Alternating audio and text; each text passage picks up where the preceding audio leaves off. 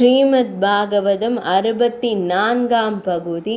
அரசரே அரசரே, இளவரசன் பிரகலாதன் தன்னுடன் படிக்கும் குருகுலத்து மாணவர்களை எல்லாம் தவறான பாதைக்கு திசை திருப்புகிறார். நமது எதிரியான அந்த ஸ்ரீஹரியின் நாமத்தை அவர் ஜபிப்பது மட்டுமில்லாமல் மற்ற அசுர பாலகர்களுக்கும் சொல்லிக் கொடுத்து ஜபிக்க கூறுகிறார். ஆசிரமம் முழுவதும் அந்த பகவான் ஸ்ரீஹரியின் நாமம் மட்டுமே ஒலிக்கிறது. அதை கேட்டு இரண்யன் மிகுந்த கோபம் கொண்டான். பிரகலாதனை உடனே அழைத்து வரும்படி கூறினான். தந்தையை அழைத்தீர்களாமே? தேன் சொட்டும் குரலுடன் பிரகலாதன் அவன் எதிரே வந்து நின்றபோது இரணியனுக்கு அவனை கோபித்து கொள்ள முடியவில்லை. கொஞ்சத்தான் தோன்றியது. ஆசையுடன் அவனை தூக்கி மடியில் வைத்துக்கொண்டு, பிரகலாதா, உன் மனதை யாரோ கெடுத்திருக்கிறார்கள் என்று நினைக்கிறேன். அறியாமையினால் நீ நமது குலத்தின் எதிரியான அந்த நாராயணனின் பெயரை கூறுகிறாயாமே? மகனே, நாராயணன் நம் குல எதிரி. என் தம்பியை கொன்றவன்.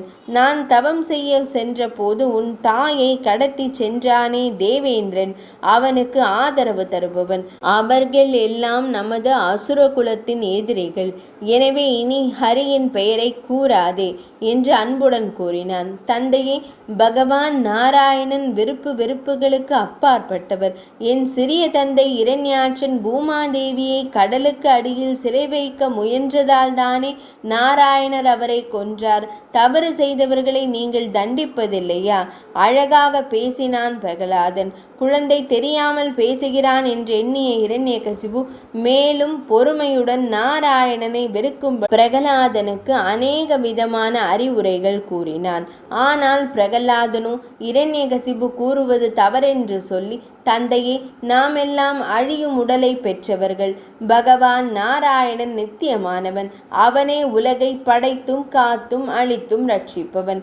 நாராயணனே மங்களம். நாம் அவருடைய திருவடியை பற்றி கொள்வோமானால் கிடைத்தற்கரிய மோட்சத்தை பெறுவோம். ஸ்ரீமன் நாராயணன் பகவானின் திருவடியை பெற வேண்டுமானால் அதற்கான எளிய வழி அவருடைய திருநாமம்தான். அவருடைய திருநாமம் அவரை காட்டிலும் அவர் சரித்திரத்தை விடவும் மங்களமானது. நாராயணா என்று நாம் சொல்கிற சப்தத்தை கேட்கிற போது அப்படியே உருகி போய் விடுவார் பரமாத்மா என்று கூறி, இதை தொடர்ந்து 8 எழுத்து நாராயண மந்திரமான அஷ்டாட்சர மந்திரம் பிரணவத்துடன் கூடிய நமோ நாராயணாய என்பதை தன்னை மறந்து ஜபிக்க தொடங்கினான் பிரகலாதன். பரம எதிரியின் பெயரை தன்னுடைய மகன் தன் எதிரிலேயே கூறுவதை கேட்ட இரண்யகசிபு பொறுமை இழந்தான். கட்டுக்கடங்காத கோபம் கொண்டான். எதிரியை துதிப்பவன் தன் மகனானாலும் உயிரோடு இருக்கலாகாது என்கிற முடிவிற்கு வந்தான். 64ஆம் பகுதி நிறைவடைந்தது.